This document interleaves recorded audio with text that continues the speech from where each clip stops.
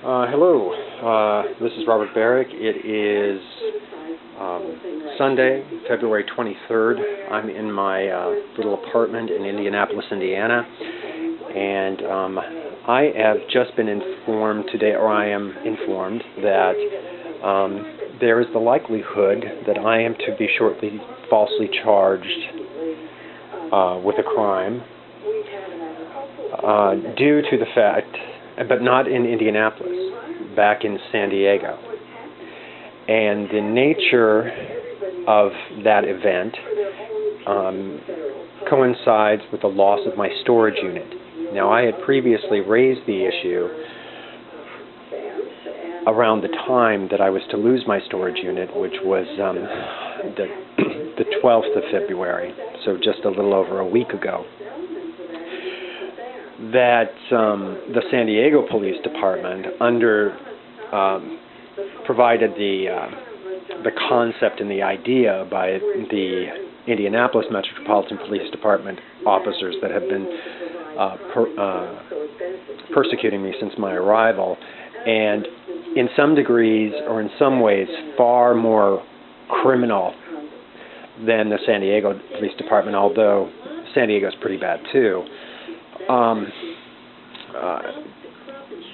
surfaced the possibility of planting false evidence. I proceeded to write several emails and ship them out to a variety of agencies and officials in the hopes of, as a result of surfacing the issue, that it might not come to pass. Now, whether it is to come to pass or not, I am not certain, but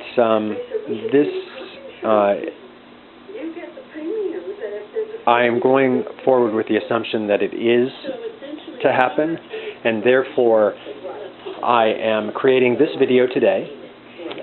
What I've done is I've spread out. There wasn't much that I could bring in my car when I came to Indianapolis from San Diego in my 48-hour drive here, since I was petrified that the San Diego Police Department would have some yokel sheriff or law enforcement officer, brother law enforcement officer in some red state where I ended up, take up their measure and do something, reckless and brash. And so I made that trip in 48 hours, and now I've been here for 6 months under extreme persecution by these corrupt cops. At present, they are, as the San Diego Police Department did for the last 2 months of my residing in San Diego, 2 officers have taken up residence in the apartment that's adjacent to mine that shares this wall with my bathroom that goes to my front door. They took up occupants on or about January 28th. And up in the sky, not exactly sure where at this moment, but there is an unmanned aerial system that is surveilling me as well.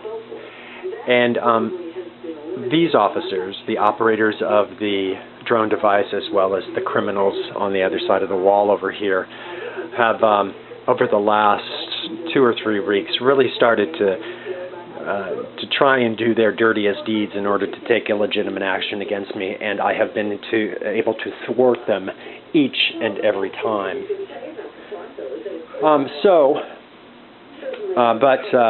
Now San Diego has been in possession of my property for at least a week, if not prior to that.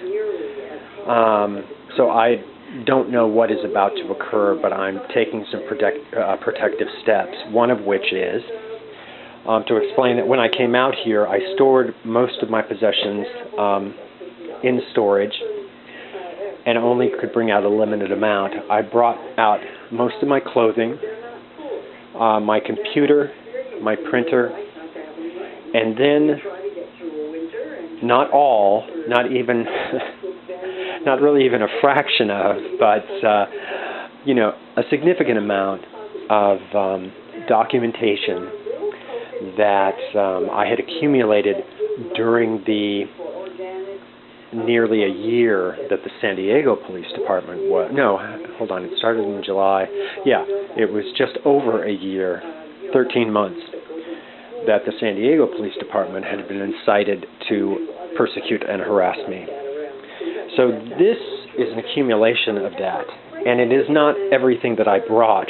In fact, a fair portion of it is items that I sent to my brother over the course of that year for him to retain for me, because such was my concern when I was living in San Diego, that some sort of illegitimate action would be taken against me, that I wanted to secure the information that I had accumulated up until that time by sending it to him. And so, for example, you see here, let's see, well, I deposited a couple of hard drives. What was also in here was 2 hard drives. Hold on. All right, so as you can see here, this was to Kirk Barrick.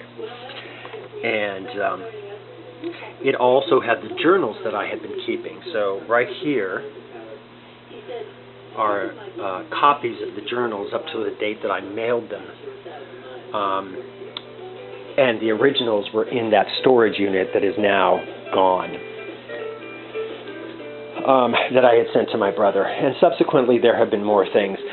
Copies of the letters that I've sent to the judge that I was given copies of, some correspondence from the court. In all, I think there were close to 20 letters, of which I think half are in my possession. At a certain point, they simply stopped sending them back to me because, well, I don't know the exact reason, but I make the inference that the letters were damaging to the police department, and so the district attorney's office put the, oh God, I can't think of the the Yiddish word. They stopped it. So they stopped giving me back copies that had been stamped with that they had been received by the court. So there's another 10 of these letters that I would presume that the court counsel or Judge Trentacosta or the DA's office or the police department still have or have retained. But if not, if that is some exculpable evidence that has somehow been misplaced, then then at least I have a record of the first 10, and I actually have more because I at the time I wasn't making copies of them because, like now, the surveillance that I was, not quite as severe as it is now, but the degree of surveillance that I was under, and I didn't have a home computer, so I was relying on public computers, and therefore most of these, well, really all of these letters are handwritten, specifically because, and they weren't copied, so that the San Diego Police Department wouldn't have advance notice of what they contained.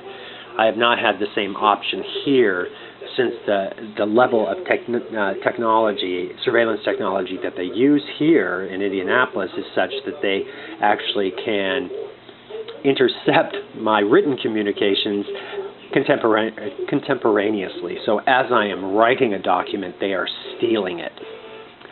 Anyway, so that's why I don't have copies of all 20 of them. Let's see. This is another package that I sent to my brother with documentation. This is going to have a variety of information. I would do daily logs.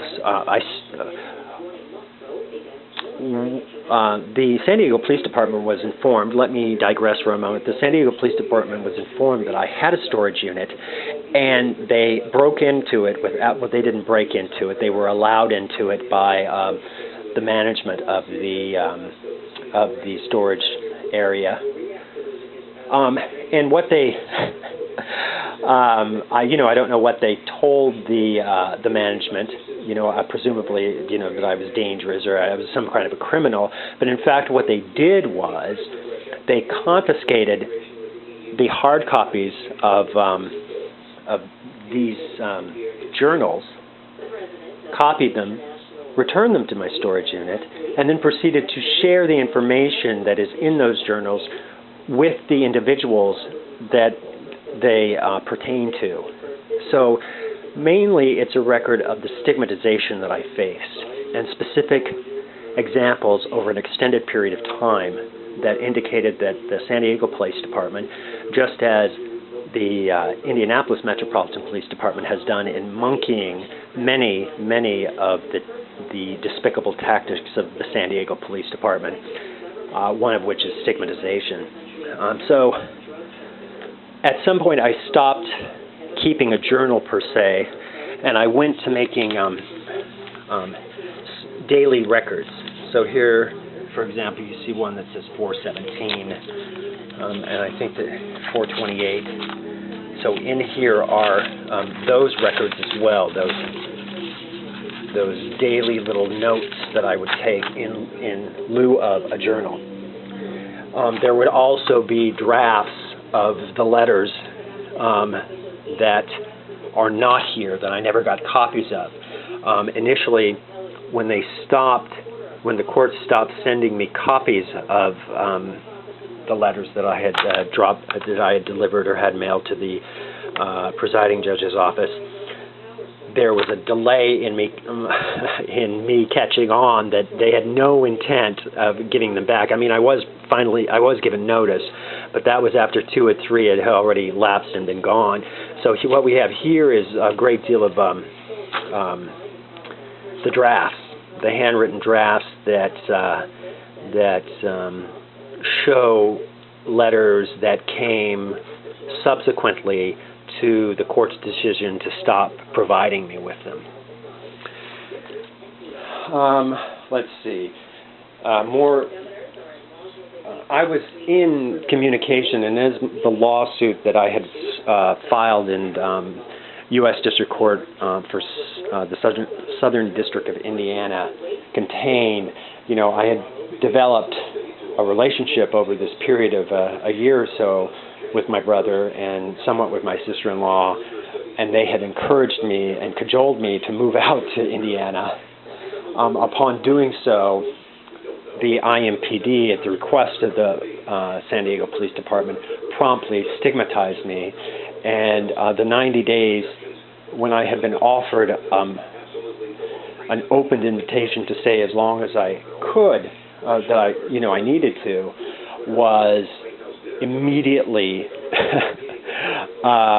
it wasn't openly withdrawn, but tactics to push me out and finally to force me out occurred, and I was there for less than 90 days. I was under constant stress and harassment by my brother during that period of time. I don't hold him directly responsible, but I can't begin to describe, although I attempted to describe in the complaint that I filed in court regarding the nature of what I had to contend with while I resided with him. But prior to that, as I said, several of these documents were mailings were to him to hold for security. But after I was forced out, and a few weeks later, after I got out of the hotel and ended up finding, this small apartment, when I went to collect my things, this was with my things. So, they no longer wanted to keep this information to secure it for me. Anyway, so here it is. All right? And I've already done a similar sort of verification. Over here in the corner, which isn't so organized, is mainly things that I've accumulated in Indianapolis. But I have had ready access to a computer and the internet, so a great deal of information is also on small stick drives. So I'm going to be posting this video on YouTube because I am under the strong impression that chances are that if I am falsely arrested in order to be extradited, I'm a criminal of such caliber and such distinction that I am going to be extradited to California from Indiana if, they go forward with this charade. And I want to have proof that these items existed because I am fairly certain that they will be destroyed. I won't be allowed, chances are I won't be allowed to take them with me when I'm arrested. I presume that, I will lose my apartment because, I have been stigmatized here by the authorities, and one of their biggest things has been to try and keep me unemployed and keep me poverty-stricken, including being late on my rent, although I am employed, though they've tried to fire me, and in failing to immediately do that, have my employer scheduling minimal amounts of hours where I'm bringing home checks of $100 a week, well, sometimes less than. The largest check that I've received in my 6 weeks of employment is, I believe, the first check was for 40 hours, so I think it was close to just over $200. I can't remember exactly because, as I said, it's been 4 checks ago.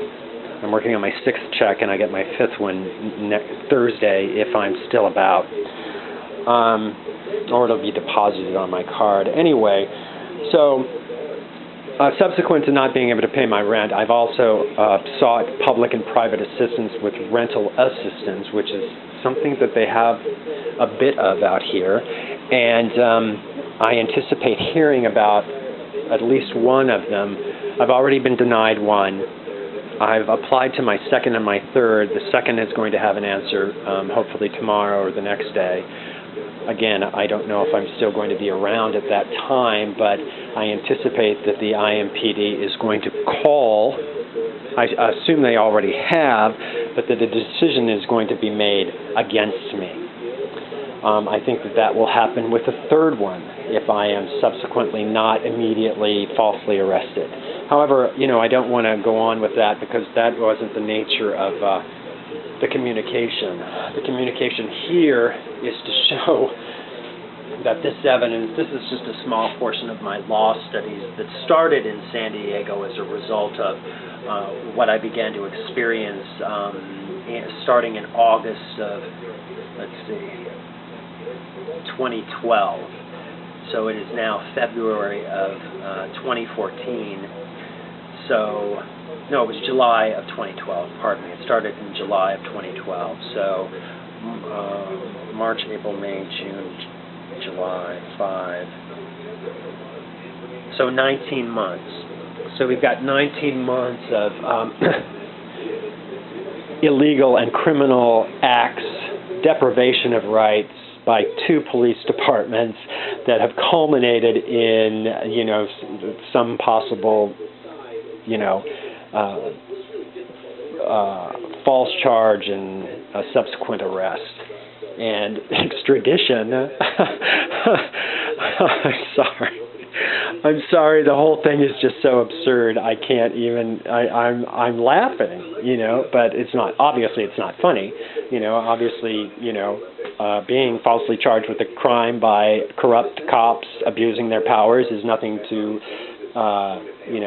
Nothing to be funny about, but at some point, after 19 months of this, you just have to go, what the hell? I fought the scumbags this far. I'm going to continue to fight the scumbags, going forward, and of course, this is such as I can, such as I can when they're, keeping me forced down, intentionally preventing me from finding a job, a suitable job, one that I'm experienced and qualified for. Just a single phone call to a prospective employer, it's dead. Any interest that they might have had is extinguished forthwith and immediately. And so since being in Indiana, I've already been fired from one low-end job. where they do a background check, and where I had an in.